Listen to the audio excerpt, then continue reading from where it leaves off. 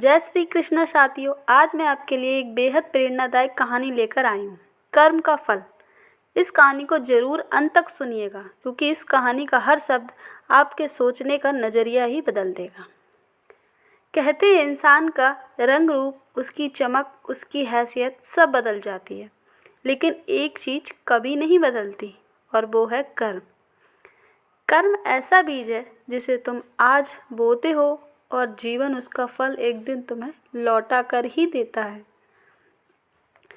आज मैं आपको एक ऐसी कहानी सुनाने जा रही हूँ जो ये साबित करती है कि कर्म का फल कभी खाली नहीं जाता। आइए सुनिए माटी के बर्तन वाले संत की दिल छू लेने वाली कहानी। तो चलिए शुरू करते हैं। राजस्थान के एक छोटे से गांव धोराखेड़ा में एक बूढ़ा कुम्हार रहता था। उसका नाम था रामू काका। गांव वाले उसे प्यार से माटी वाला बाबा कहते थे। चेहरे पर झुर्रियाँ थी, दाढ़ी सफ़ेद थी, लेकिन आंखों में ऐसा सुकून था जैसे किसी ने सारी दुनियादारी समझ ली हो। रामू काका हर सुबह सूरज उगने से पहले उठ जाते, नदी से मिट्टी लाते, चाक पर बर्तन बनाते और आने जाने वाले हर व्यक्ति को मुस्कुराकर देखते। गरीबों से वो पैसे नहीं लेते, अमीरों से सिर्फ ज़रूरत जितना ही लेते। जब कोई पूछता, काका कमाई कैसे चलती है, काका ने हंसकर कहते हैं, कमाई बर्तनों से नहीं होती बेटा, कर्मों से होती है। और मेरा कर्म है किसी की मदद करना। गांव में ठाकुर वकील सिंह बहुत घमंडी था। एक दिन उसने काका के घड़े देखकर कहा, ये मिट्टी का टुकड़ा क्या काम के। उसने एक घड़ा उठाया और जोर से ज़मीन पर फोड़ दिया। वहाँ पर सब लोग बहुत ज़्यादा डर गए, लेकिन काका शांत रहे। धीमे स्वर में बोले, घड़ा तभी टूटता है जब भीतर पकाव कम हो, और इंसान तभी टूटता है जब भीतर अहंकार ज़्यादा हो। तभी ठाकुर हंसकर चला गया, पर काका के शब्द उसके दिल में चुभ गए। उसी गांव में अंजलि नाम की एक गरीब लड़की रहती थी।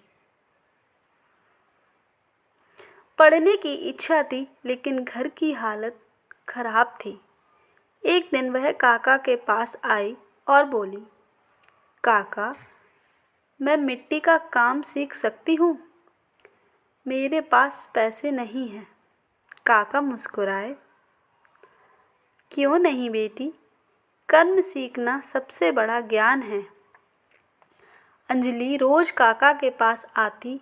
काका उसे मिट्टी गूंथना, चाक चलाना, धैर्य रखना सब सिखाते थे। काका हमेशा कहते थे, मिट्टी को जितना गूंथोगे वह उतनी सुंदर बनती है।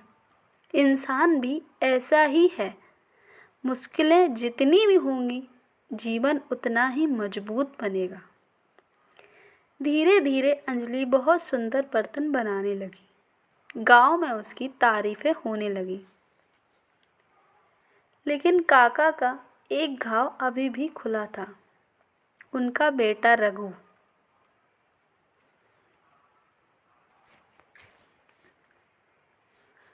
रघु शहर में बस गया था, लालच में डूब चुका था। एक दिन कई वर्षों बाद वह गांव लौटा और बोला, बाबा दुकान और ज़मीन बेच दो, मुझे पैसे चाहिए।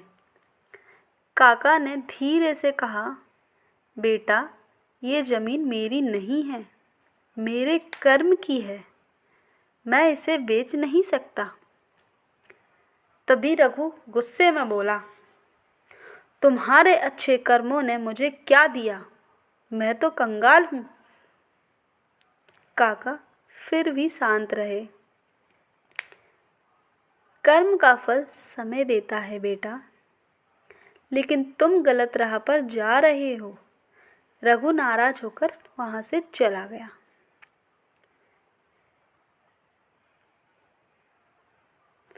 काका की आंखों में पानी नहीं था, बस एक दर्द था। कुछ महीनों बाद कर्म का चक्र घूमने लगा। ठाकुर के घर चोरी हो गई। उसकी सारी दौलत चली गई। वह खुद टूट गया। गांव में लोग कहने लगे, ये कर्म का फल है। उधर शहर में रघु का बिजनेस डूब गया। पार्टनर ने धोखा दे दिया। रघु कर्ज में डूब गया और उसे पिता की हर बात याद आने लगी। उधर अंजलि चमकने लगी। उसके बनाए बर्तन शहरों में भी बिकने लगे। लोग कहते हैं, यह रामू काका की दी हुई सीख का फल है। एक दिन गांव में तेज बारिश हो रही थी। ठाकुर का छोटा बेटा मोहन नदी में गिर गया। पानी का बहाव इतना तेज था, ठाकुर चिल्ला रहा था, कोई मेरे बेटे को बचाओ, कोई मेरे बेटे को बचाओ। अरे कोई है क्या, मेरे बेटे को बचाओ। किसी में इतनी हिम्मत नहीं थी कि उस बच्चे को बचा सके, पर 70 साल के रामू काका ने बिना सोचे नदी में छलांग लगा दी। थोड़ी देर की जरोजहद के बाद उन्होंने मोहन को बचा लिया, लेकिन खुद बेहोश हो गए। गांव वाले उन्हें घर लाए और डॉक्टर को बुलाया। डॉक्टर ने कहा, रामू काका की उम्र ज़्यादा है, हालत गंभीर है। ठाकुर काका के पैरों पर गिरकर रोने लगा। काका, मैंने आपका अपमान किया। आपने मेरे बेटे की जान बचाई। मैं आपकी गलती कभी नहीं भूलूंगा। काका ने कमज़ोर आवाज़ में कहा, बेटा, कर्म का फल ऐसे ही लौट कर आता है, कभी सीख बनकर, कभी सबक बनकर। काका ने अंजलि को बुलाया। उसका हाथ पकड़कर बोले, बेटी, कर्म ही इंसान की असली पूंजी है, इसे दूसरों में बांटती रहना। फिर गांव वालों की तरफ देखते हुए काका बोले, जीवन में 2 बातें हमेशा याद रखो, अगर घमंड करोगे तो गिरना पक्का है, और अगर कर्म करोगे वही कल तुम्हारे सामने खड़ा होगा। और इतना कहकर रामू काका ने अपनी अंतिम सांस ली। पूरा गांव रो पड़ा।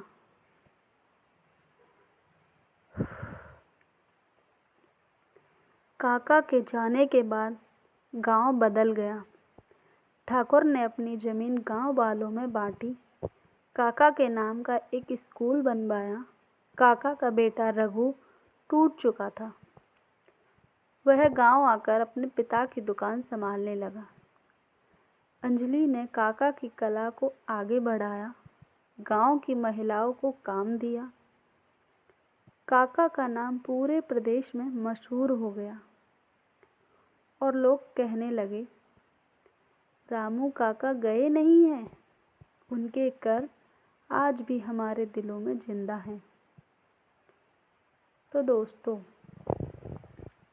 जीवन में कभी किसी के साथ बुरा मत करना, क्योंकि कर्म का फल देर से मिले पर मिलता ज़रूर है। अच्छाई करोगे तो अच्छाई लौटेगी, बुराई करोगे तो बुराई भी लौट कर ही आएगी।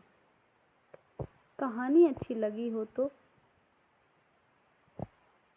ज़रूर सुनिएगा और किसी ज़रूरतमंद तक पहुंचाइएगा, क्योंकि शायद उसकी ज़िंदगी बदल जाए।